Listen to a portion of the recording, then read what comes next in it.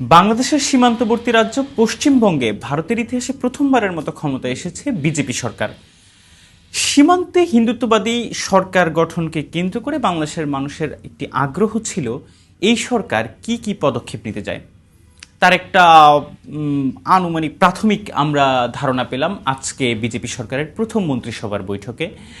সেক্ষেত্রে এই সরকার প্রথমেই যে সিদ্ধান্তটি নিয়েছে সেটি হলো বাংলাদেশ সীমান্তে যেসব জায়গায় কাঁটাতারের বেড়া নেই সেখানে অতি দ্রুত কাঁটাতারের বেড়া নির্মাণের জন্য বিএসএফকে জমি দেয়া।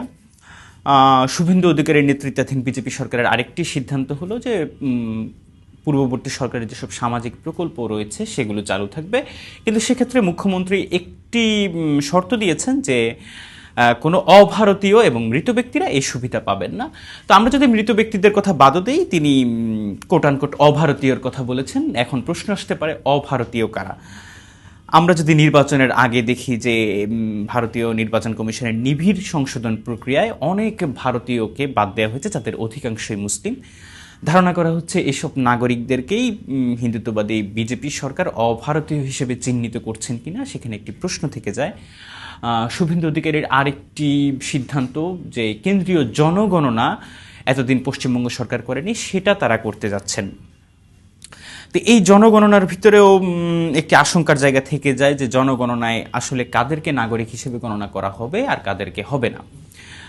সেক্ষেত্রে এসআইআর এর প্রভাব থাকবে কিনা সেটাও একটা প্রশ্ন হয়ে দাঁড়ায়।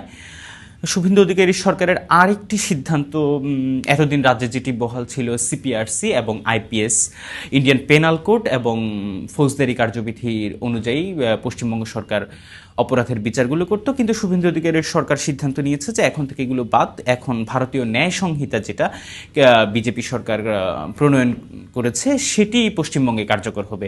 সেক্ষেত্রে আমরা আরেকটা আশঙ্কার দিক দেখতে পাই যে এতদিন যে মুসলিমদের যে নিজস্ব কিছু আইন ছিল সেগুলোও কি বিজেপি সরকার খুব দ্রুতই বিলুপ্তির পথে নেয়ার সিদ্ধান্ত নিচ্ছে কিনা।